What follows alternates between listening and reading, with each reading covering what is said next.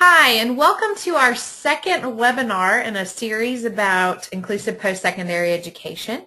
My name is Susanna Miller, and I am the project manager of the Georgia Inclusive Post-Secondary Education Consortium. And we are bringing you this webinar by Dr. Karla Wade. The topic is writing effective transition plans for learners with ID headed to inclusive college programs. Dr. Karla Wade has been an educator of students with exceptionality since 1982. She is currently director of the Spring Summer Break Intensives for the Academy for Inclusive Learning and Social Growth at Kennesaw State University and executive director of the American International Leadership Institute. Dr. Wade recently retired from a 30-year career in public education, most recently as transition coordinator for a larger Metro Atlanta school system, where she has also worked as a classroom teacher and a vocational coach. We'd like to welcome Dr. Karla Wade. Thank you so much, Susanna. I'm really excited to be here, and I am very, very grateful for the hard work from the Georgia Inclusive Post-Secondary Education Consortium.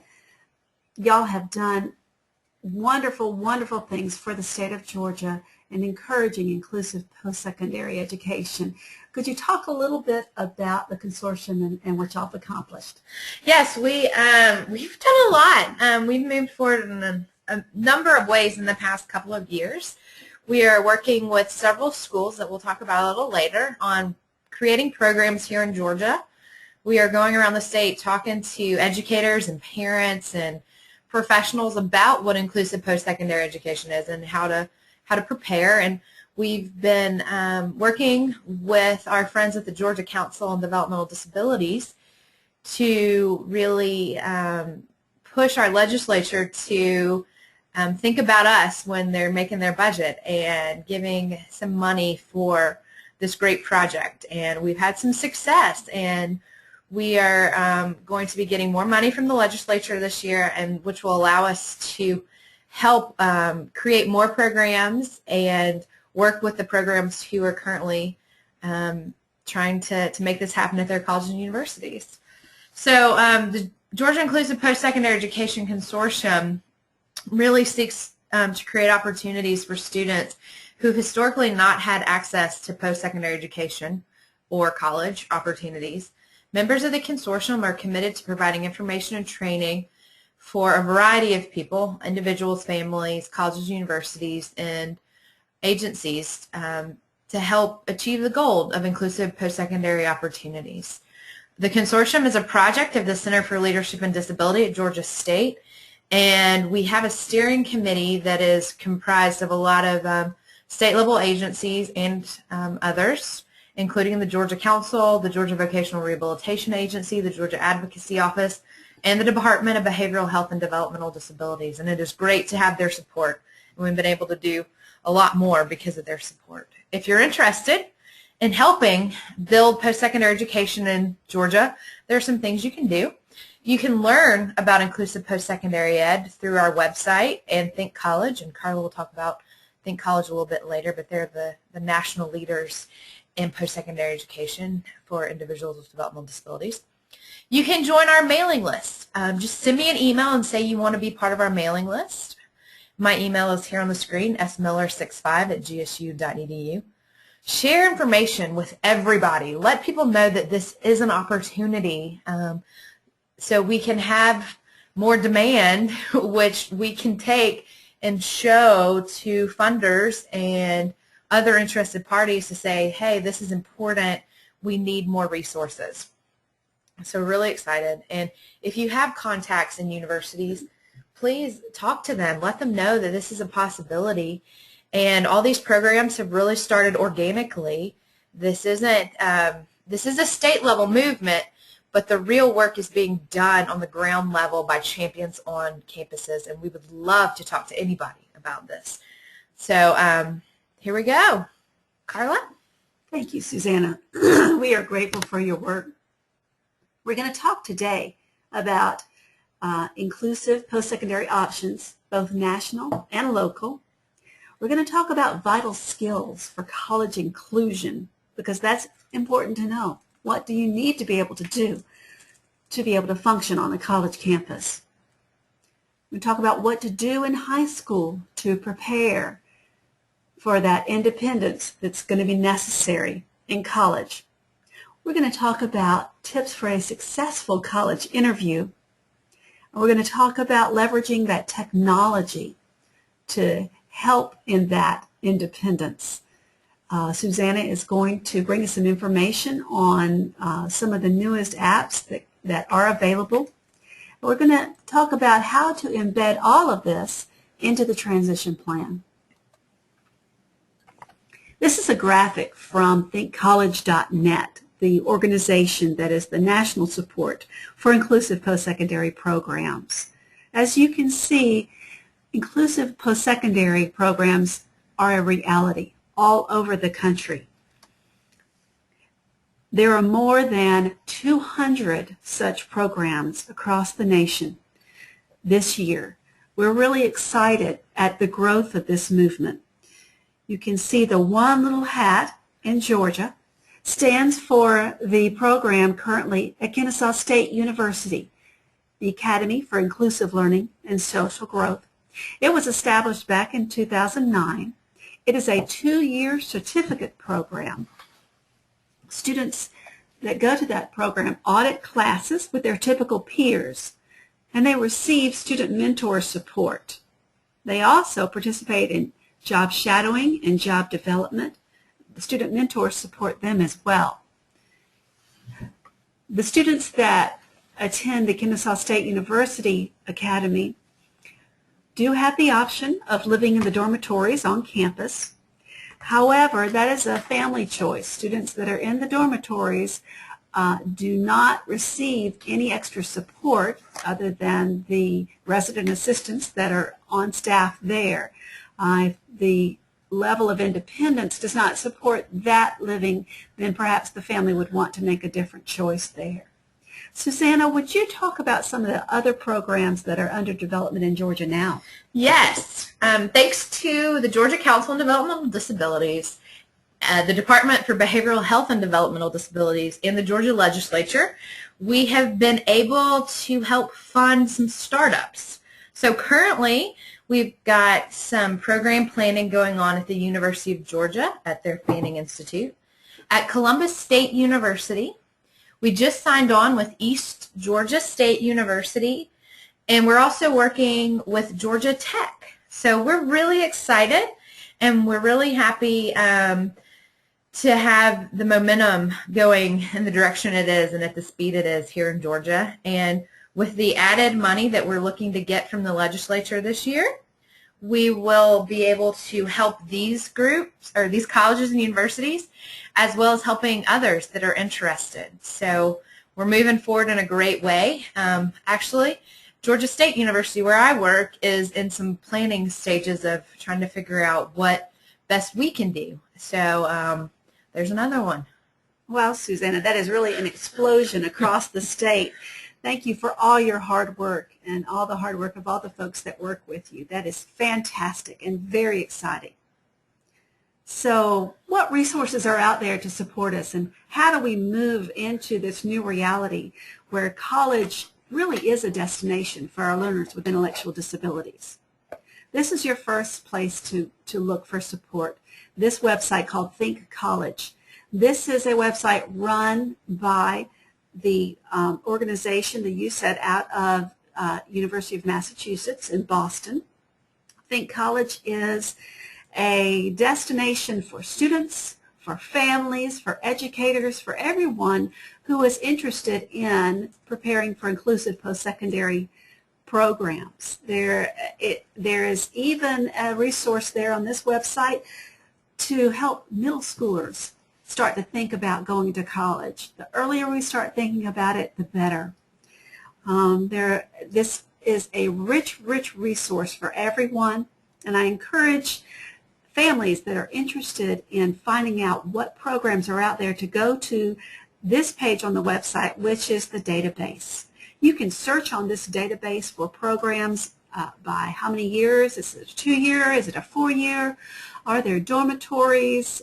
Is there a vocational outcome? You can search in all kinds of ways to find out about programs in your state and in other states. Very, very exciting time in inclusive post-secondary education. There is literature, there are research studies on this website, there's training, technical assistance. Do not miss this website if you're interested at all in inclusive post-secondary programs. So as we look at sending students with developmental disabilities to college, we're going to have to shift in the way that we think. Who's going to have to change their thinking? Everyone. Parents are going to have to think differently. Students are going to have to think differently, and the schools are going to have to think differently about how we're preparing, what we're planning, and how we're moving young people towards independence to participate in inclusive post-secondary study. I get this question a lot. Why should we get young people with developmental disabilities ready for college? There are no jobs out there for them. There are no jobs out there for you people. This is not the only population that's ever heard that. At the turn of the century, there were no jobs for women pilots, but Amelia Earhart learned how to fly anyway. There were no jobs in the major leagues for a baseball player of color, but Jackie Robinson learned how to hit a baseball anyway. The wrong question is, why should you go to college? The right question is, what do you want to major in? What's your passion? What moves you? What excites you? What kinds of things do you want to study? What do you want to get better at? That's the right question. Really, really important to move into a technology that supports independence. And I'm going to ask Susanna to talk about this in a minute, but just encourage everyone to use that technology that is available. Use those electronic calendars on your smartphone to set reminders, to set alerts to help with planning. Learn to initiate emails and request meetings, give information. Learn to make a Word document and attach it and send it in. That's how papers are submitted on college campuses these days. When professors want to change the location of a class or change the timing for a class, to cancel a class, they may send out a text message rather than inform each student separately, or a tweet, or post on their Facebook class page. Learn how to access these responsibly and move forward in independence for these. Susanna, I'm going to ask you to talk a little bit about apps that are really helpful to encourage independence on an inclusive post-secondary campus. Apps are great, and with the evolution of technology in today's society, it's easier than ever to have assistive technology at the tips of your fingers in a cost-effective way. Most of us have smartphones now. There are very few options for unsmartphones when you go to get a cell phone now, and they're reasonable. And there are tablets out there that are reasonably priced. You don't need to get the top-of-the-line iPad. You can go get, a less than $100 little tablet that can help you do some of the same stuff. And you can go and use some of these on laptops. So some of my favorite apps are Evernote. I use Evernote all the time now. I'm a big to-do list girl. And I can have my to-do list up on my computer. I can pull it up on my tablet, or if I'm grocery shopping, I can pull it up on my phone and not have to carry around a list and check it off. And I can take notes. I was at a training yesterday, and I took notes, and now I can get them on my computer, and if I want to save them, send them, I can do that because they're all synced up through my account. Dropbox is another great app. You can use it to share folders with your friends, colleagues, classmates. You can also have it synced up as well on your computer, your tablet, and your phone. I can shoot someone an email and attach a document from my Dropbox from my phone. It's super easy, and it's a lot easier than having to depend on everything that's on your laptop or your computer. So GoTask is another great to-do kind of reminder system. Remind 101 is great communication. You sign up, let's say a teacher wants to be able to communicate with the class via text and not have to individually text everyone. So students would sign up for an account and with a group number that the teacher would have, and all the phone numbers would go into that group, and the teacher would just have to send out a text to the group, and it goes to everyone. So she would just, or he would have to send out one text. I think it's great. We were snowed in about a month ago at a conference, and we needed to communicate with everyone. And this would have been an excellent way to do it instead of going around and finding people individually and giving them messages. Dragon has been around a long time, but for a long time it was computer-based and rather expensive. But now, with the evolution of technology, you can get it on your phone, you can get it on your tablet, and you can get it on your computer. And it is a speech-to-text program, so you can speak to it, and it will type out what you need. And that has been a really great resource for a long time, but now it is free when you use it as an app. So there are lots of other things to use. Assistive technology is better than ever now because of devices like tablets and phones. You don't have to buy a whole new device. You can have a multi-purpose tablet that you can check your social media on, and you can use to speak to others, and you can use to remind yourself of things. And there's even apps for medication management, reminders, alarms that go off that say, hey, it's time to take your meds. So it can be used for a lot of different things. These are great recommendations. I encourage families to purchase devices that their young people can learn to use these on in high school and carry them with them into the college world. It is really hard to transfer and learn a whole new system when you're also learning a whole new culture in college. So this would be a great investment if you're looking at timing your investment, how to figure that out. I would encourage families to go ahead and make that purchase of that hardware and train them to use it before they hit the college campus. And it's useful lifelong learning just to live in the world we live in today. It makes life so much easier. It really does. For all of us. The college campus is academically rigorous. Well, of course it is. That's what college is about. It's taking your learning to the next level. I encourage learners in high school to maintain and begin that expectation of academic rigor early. Don't ask, what can I get out of?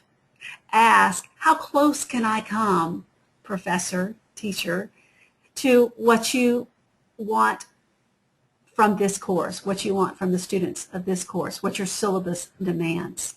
Consider dismissing those support services that may be cluttering up your IEP. Because remember, there are no IEPs in college.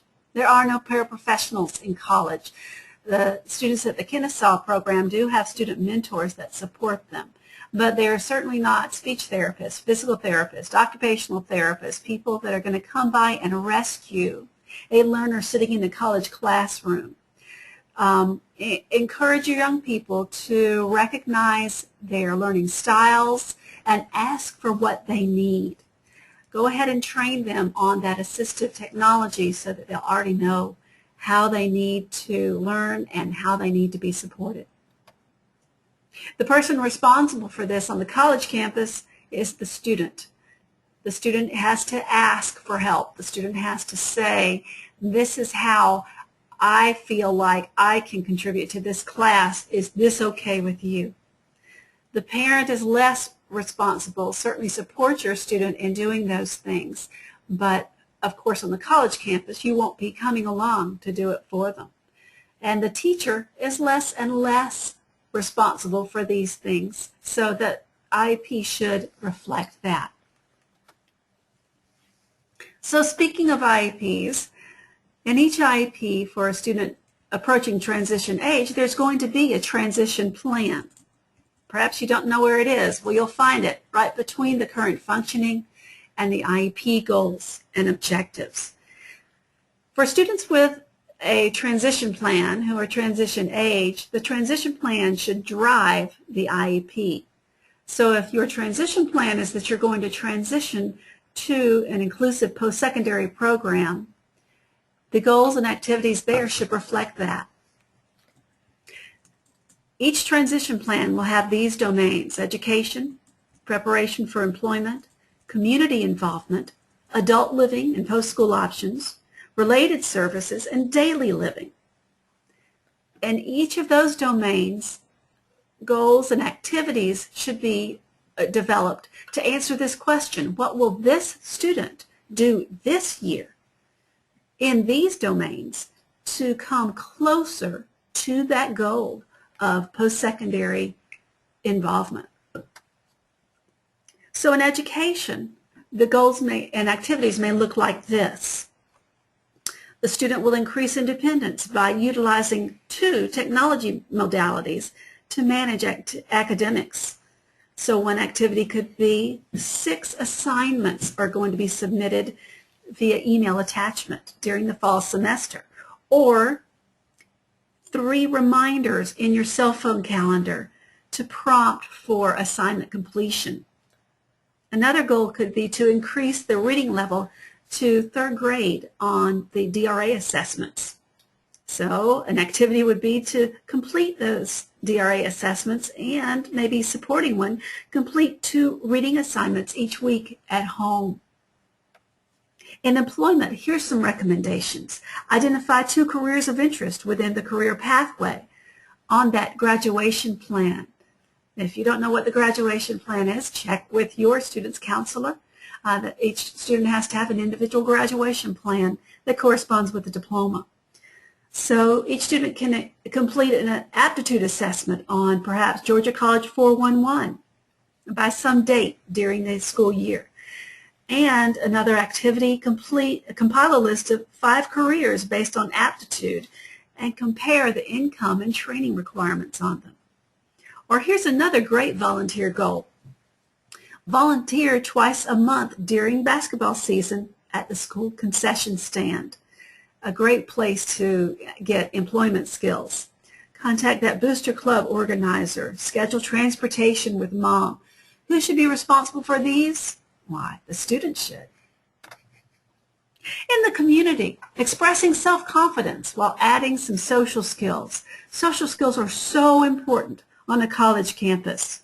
So greeting people who are important, the principal, the school secretary. Initiate introduction to some agency representatives at a transition fair. Attending the transition fair for the young person is important. Another goal, increasing independence on public transportation. Perhaps you'll say, oh, there's no public transportation where I live. Go to where there's public transportation. Go find where the bus runs and ride it, because students will be riding the bus to get from place to place on the college campus. Learn how to manage that fare product, the Breeze card or the bus fare, whatever it is that the student is using. Practice is the only real way to learn these skills. Adult living and post-school options. Self-advocacy is so important. Having a student make an appointment, any appointment, maybe it's with their gen ed counselor or instructor, maybe it's with their doctor, maybe it's with their physical therapist, whoever you are making appointments for the student, have them make their appointment and keep it. And maybe put it in their calendar on their smartphone. Keep up with that. Set an alarm. Have them remind you, oh, it's almost time to take me to my appointment. Related services, Voc Rehab is a great resource. I know there have been some changes in the past, but it's still going to be a resource, and Voc Rehab is very supportive of inclusive post-secondary options. Even if a VR referral is not completed before the student leaves school, having VR involvement and knowing what they can do is a great thing to have. So you may want to, at one of their activities for making an appointment, is to make an appointment with VR and find out what they can do and what they can offer. Daily living skills. Every student who is going to live on a college campus is going to have to turn on their own shower. Please, and wake themselves up. You're not going to call them every morning, please, to wake them up. So those kind of skills to learn to take care of yourself. Using a microwave oven to warm up that pizza for breakfast is also an important skill. You don't need to warm it up. Cold pizza's fine. Okay. Or you can make it go below your standard. If you're wondering, how do I know what my students need to work on? How do I know if they're ready for college, or even if they are ready to start working on skills for college? I've developed a college-ready rubric. This is something that I administer privately. You can contact me at my email address you see on the bottom of the page. This is a great thing to take along to those college interviews if you're wondering how the student is going to express how ready they are for college. So let's talk a little bit about that college entrance interview. If you submit your application and are among the lucky ones selected to come in to interview for inclusive post-secondary programs, you'll want to do your best. What do they want to hear? They want to hear from somebody who is interested in going to college and learning and being open to the changes that are going to take place in their lives, in their abilities, in their learning, and in their independence. I recommend that college applicants going to an interview bring along something to show, a scrapbook, some awards, a recommendation letter from a community leader, or a report or evaluation that really speaks to the strengths and the abilities of that applicant. So to be successful, you're going to have to show the committee that you would be a good representative for the program, that you know how to ask for the help that you need, that you'll finish the program, that you'll commit to doing the whole program, that you'll go on to be an alum that they are proud of, that they can point to and say, this is what we produce, and that you have the skills to succeed, that you're willing to learn. Here's a resource, 2 books that are available for parents who are interested in learning more about strategies for success. Go on this website, and these 2 books are a PayPal account away, very reasonably priced. And a couple of upcoming events, and a little bit of change on the second one, I think that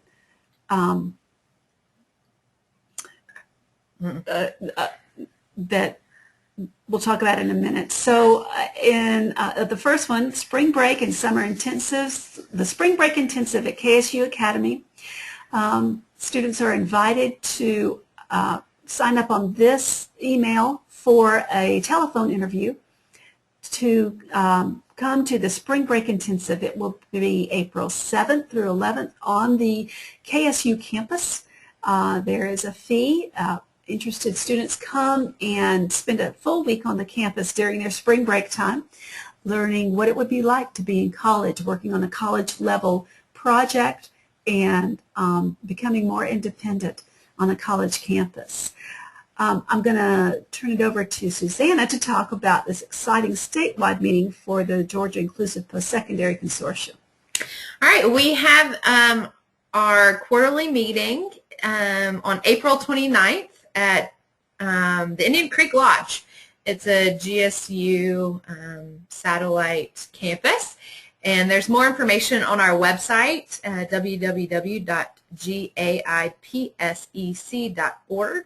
We're going to be talking about person-centered planning during the transition process and being used for inclusive post-secondary ed programs, and how this is important and why you would want to know more about this. So you can visit our website. There will be a link to the registration, and we are really excited. We did have it at another date, but the correct date is April 29th, and we're really excited.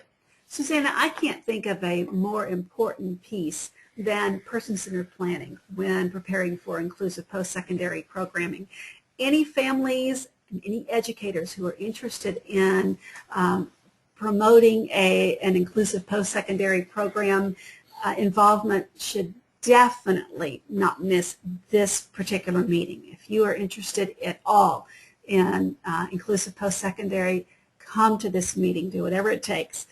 You really don't want to miss this one. Great. Thank you for taking time to listen to our webinar, and thank you to Dr. Karla Wade for spending time working on this with us. We're really excited about what's going on in Georgia and how we can better prepare students, families, and educators for inclusive post-secondary education opportunities. Thank you, Susanna. Thank you for everything you do. All right. Thanks.